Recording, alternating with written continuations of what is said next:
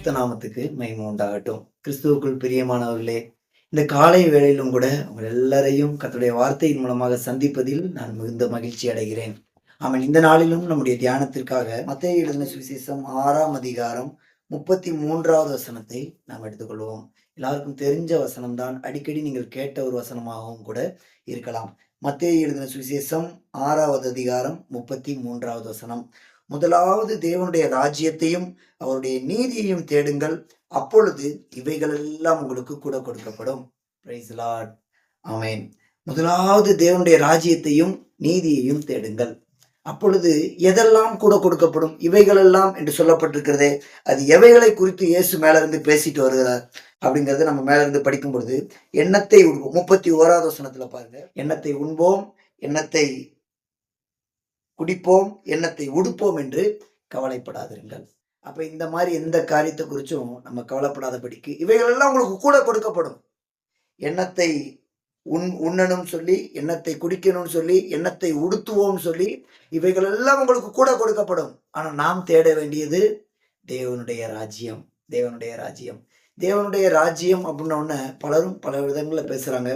ஆனால் இருளின் அதிகாரத்துல இருந்து நம்மை ஆண்டவர் அன்பின் குமாரனுடைய ராஜ்யத்துக்குள், ஒளியிலுள்ள பரிசுத்தவானுடைய ஐக்கியத்துக்குள்ள நம்மளை கொண்டு வந்திருக்கிறார் அப்படின்னு சொல்லி வேதம் சொல்லுகிறது.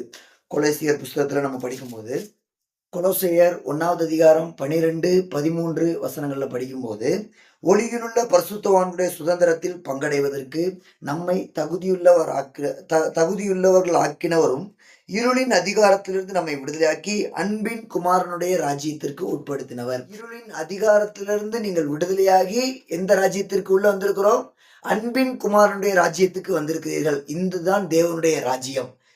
இந்த தேவனுடைய ராஜ்யம் புசிப்பதும் குடிப்பதையும் பற்றியது அல்ல என்றும் வேதம் சொல்லுகிறது. ரோமருக்கு எழுதின நிருபம் 14வது அதிகாரம் 17வது வசனத்துல படிக்கும் பொழுது, தேவனுடைய ராஜ்யம் புசிப்பும் குடிப்பும் அல்ல, அது நீதியும் சமாதானமும் பரிசுத்த ஆவியினால் உண்டாகிறதான சந்தோஷமாக இருக்கிறது. தேவனுடைய ராஜ்யத்தை இப்படி நான் பேச்சில சொல்லி உங்களுக்கு விளக்கி சொல்ல முடியுமா அப்படின்னு சொல்லி கேட்டீங்கன்னா, இது பேச்சிலும் அல்ல என்று வேதம் சொல்லுகிறது.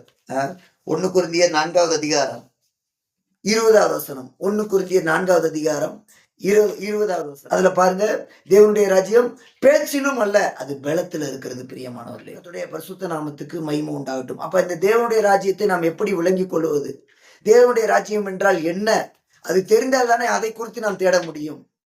அதைத்தான் வேதம் சொல்லுகிறது. அது புசிப்பதும் குடிப்பதும் அல்ல, அது நீதி, சமாதானம், பரிசுத்த ஆவியினால் உண்டாகிறதான சந்தோஷம். இதுதான் தேவனுடைய ராஜ்யம் என்று வேதம் சொல்லுகிறது. இதை பேச்சில கொண்டு வர முடியுமா சொல்லிங்கன்னா கொண்டு வர முடியாது. இது பலத்துல நமக்குள்ள வந்து இறங்கக்கூடியது. அன்பின் குமாரனுடைய ராஜ்யம் என்றும் சொல்லப்படுகிறது. இருளின் அதிகாரத்திலிருந்து ஆண்டவர் வெளியே கொண்டு வருகிறார். பிரியமானவர்களே, இதை பார்த்து கொண்டிருக்கிற உங்களில் அநேகர், இல்லை என்றால் நீங்கள் ஒருவேளை இருளின் அதிகாரம் உங்களை ஆளுகை செய்கிறதாக உணர்ந்தால், ஆண்டவரே, நான் இருளின் அதிகாரத்தினால் பிடிக்கப்பட்டிருக்கிறேன், என்னை வெளியே கொண்டு வர மாட்டீரா என்று சொல்லி ஏசப்பாவை பார்த்து கூப்பிடுங்க. ஆண்டவரை பார்த்து கூப்பிடுங்க. இன்னைக்கு ஆண்டவர் இந்த காலை வேளையில, இந்த நாளில் இருளின் அதிகாரத்திலிருந்து உங்களை வெளியே கொண்டு வந்து இந்த அன்பின் குமாரனுடைய ராஜ்யம், நீதியும் சமாதானமும் பரிசுத்த ஆவியினால் உண்டாகிறதுமான இந்த அன்பின் குமாரனுடைய ராஜ்யத்துக்குள்ள ஆண்டவர் உங்களை கொண்டு வரட்டும். பிரியமானவர்களே, இதை தேடுங்கள், இதுக்கு முக்கியத்துவம் கொடுங்கள் என்று பைபிள் சொல்லுகிறது. தேவனுடைய நீதிக்காக, தேவனுடைய சமாதானத்திற்காக, பரிசுத்த ஆவியினால ஒரு சந்தோஷம் உண்டாகிறது. இதுதான் தேவனுடைய ராஜ்யம். இதுக்காக நீங்கள் முயற்சி எடுக்க வேண்டும். அதுக்காக அதை நீங்கள் தேட வேண்டும். முதலாவது தேவனுடைய ராஜ்யத்தையும் அவருடைய நீதியையும் அவருடைய சமாதானத்தையும் அவருடைய பரிசுத்த ஆவியினால் அவர் மூலமாய் உண்டாகிறதான அந்த சந்தோஷத்தையும் நீங்கள் தேட வேண்டும் என்று வேதம் சொல்லுகிறது. இதுக்கு முக்கியம் கொடுங்க. இதுக்கு நீங்க முக்கியத்துவம் கொடுத்தீங்க அப்படின்னா, இவைகளெல்லாம், எண்ணத்தை உண்போம், எண்ணத்தை குடிப்போம், எண்ணத்தை உடுத்துவோம், இதை பற்றியதான இந்த தேவைகளை எல்லாம் ஆண்டவர் உங்களுக்கு கூட கொடுப்பார் என்று சொல்லுகிறது. ஆனால் இதை தேடி இதுக்கு பின்னால நீங்க ஓடுனீங்க அப்படின்னா, தேவனுடைய ராஜ்யத்தை நம்ம பார்க்க முடியாது. தேவனுடைய ராஜ்யம் நமக்கு கிடைக்கிறதும் கஷ்டமாயிரும். பரிசுத்த ஆவியினால ஒரு சந்தோஷம் கிடைக்குது பாருங்க, அது கிடைக்காது. தேவ நீதியை நம்ம நிறைவேற்ற முடியாது. தேவனுடைய சமாதானம் நமக்குள்ள வராது. அப்ப நீங்க முக்கியத்துவம் கொடுக்க வேண்டியது தேவனுடைய ராஜ்யத்துக்காக. இது என்னை போல நான் பேசி பேசி இப்படி தேவனுடைய ராஜ்யத்தை உங்களுக்குள்ள நான் கொண்டு வர முடியாது. இது தேவ பலத்தினால் உண்டாகிறது. ஆண்டவருடைய பலத்தை பெற்றுக்கொள்ளும் பரிசுத்த ஆவியானவர் வந்து நமக்குள்ள ஒரு பலனாக மாறுகிறார். மரியாளுக்கு சொல்லப்பட்டது இல்லையா? பரிசுத்த ஆவியின் பலன் உன்மேல் நிழலிடும், அப்பொழுது உன்னிடத்துல பிறக்கும் பரிசுத்தம் உள்ளது தேவனுடைய குமாரன் எனப்படும். அப்ப அந்த பரிசுத்தாவியின் பலன் நம்மேலும் நிழலிட வேண்டும். பரிசுத்தாவியினர் நமக்குள்ள வர வேண்டும். அப்பொழுதுதான் அந்த பரிசுத்தாவினால் ஒரு சந்தோஷம் உண்டாகிறது.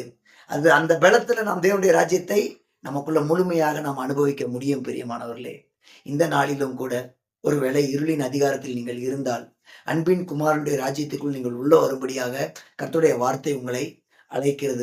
பிரியமானவர்களே, அதுலதான் நீங்கள் தேவனுடைய நீதியையும் சமாதானத்தையும் பரிசுத்தாவினால் சந்தோஷத்தையும் நீங்கள் அனுபவிக்க முடியும். அன்பின் குமாரனுடைய ராஜ்யம் இன்றைக்கும் உங்களை அவர் பக்கமாக இந்த வசனத்தின் மூலமாக உங்களை அழைக்கிறது. உங்களை ஒப்புக் கொடுப்பீர்களா? கர்த்தர் உங்களை ஆசீர்வதிப்பார்.